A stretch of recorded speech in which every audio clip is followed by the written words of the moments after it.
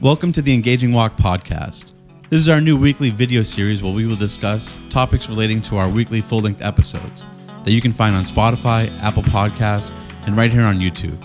Just subscribe to our channel and then you go over to the podcast tabs when you find our channel and you'll be able to see a lot more. And we are your hosts, Drake and Rubie, and today we will discuss about online dating and determine whether it's or not it's worth the trouble. So stay tuned to the end to find our answer. I will go first for the pro of online dating. You know, at least 30% of Americans use online dating, and they're able to meet wider variety of people in different groups in different places and get a glimpse of personality through their profile. A great features and enhance to the user experience, including short clips, videos, audio, and video calls. Now, online dating is way more affordable than traditional dating, and user can determine the pace and on their flexible schedule. And online dating also offer them categorized on their data, you know, like for senior, for Christian, other groups, even farmers. Yeah, cool. So now I'm going to get into some of the cons that are related to online dating. So we got catfishing and unknown dangers. People can treat you like a commodity.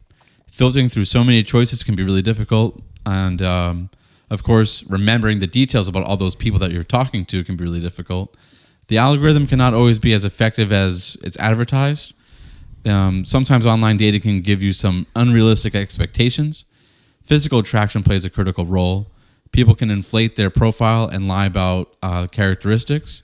And your partner can be easily replaced. So if you're in a relationship and you're like, hey, 2-3 months in, it's not really going so well, that person just be replaced really easily with online dating. What does the data tell us about online dating? Nearly 70% individuals have met someone on online dating app said that it led to romantic and inclusive relationship. That's a pretty remarkable number. I didn't. Yes. Before going into this, I did not know that many people were able to meet somebody successfully online. Right. This next topic is going to be a lot more like free engaging that we're going to be talking about. Does the application that you're using matter? Mm-hmm. So if we compare applications like, and we're not sponsored by any of these companies, we're just giving our opinion. If we're talking about like companies like eHarmony versus Tinder or Plenty of Fish, I think, in my opinion, you're going to find a very different variety and quality of people if you're using an app like eHarmony, where there's a paid subscription and the goal is a monogamous relationship, whereas not so much on Tinder or Plenty of Fish. What do you think? I think it speaks a lot of volume to that through their application progress, because for eHarmony, it takes a long time and effort to create your profile, because not just tell who you are, but also tell like who is you looking for, your goals and everything. Whereas other apps, you know, is very fast to create a profile. Yeah, it even does a great job of reducing and like letting you know this person is X amount of percentage compatible. So they do a little bit of the work of showing you, like, based off of your responses, like, hey, this person is a pretty good fit. You might want to talk to them.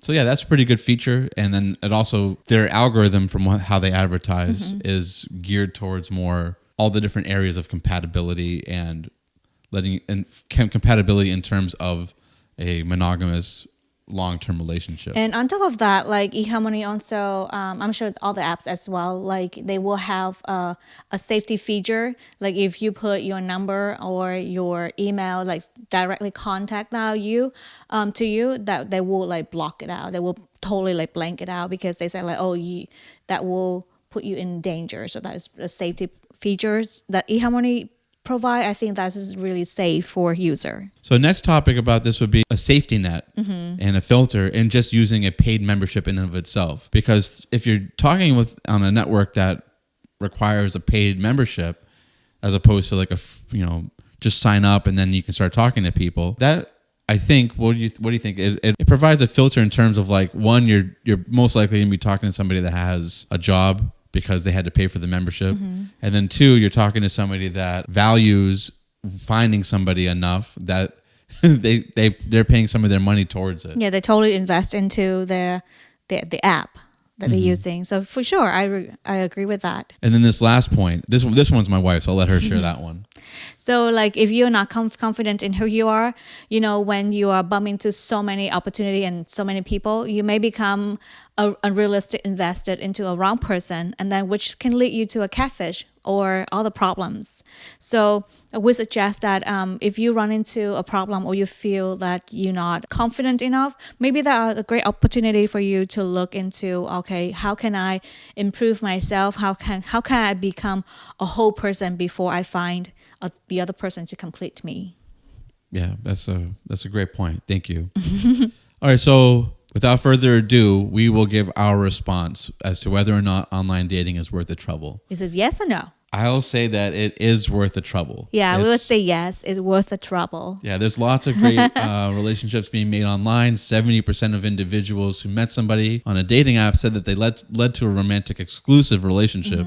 Emphasis on the exclusive part. And that's a pretty amazing figure. And when you couple that with a lot of people that are meeting online, it is not so much of that stigma anymore. We're like, hey, how'd you guys meet? Oh, we're together. That's all you really need to know about it. Whereas I think a lot of people nowadays are more like, yeah, we met online. And that stigma is being destigmatized. Or fade away. Yeah. What do you think about that? I think how you met is not as important as how you maintain the relationship, and even further than that, like how you walk with each other in marriage and further on. So yeah, it should not be the deal breaker for anyone who are looking for the future partner. Online dating is, if you are looking for more details, you can go ahead and, look into our podcast when we talk more details on that.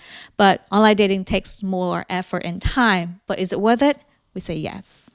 Yeah. And like my wife said, you can always go on to engagingwalk.com. You can find our podcast where we have a full-length episode of audio where we talk about this in great detail.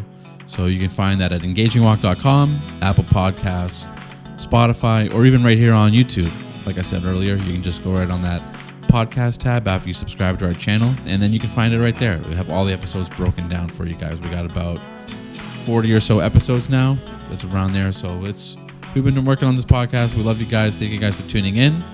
And with that, if you like the material, if you like the content, please subscribe and like the video if you found the information useful. And if you'd like to know more. Okay. All right. Well, see you next time.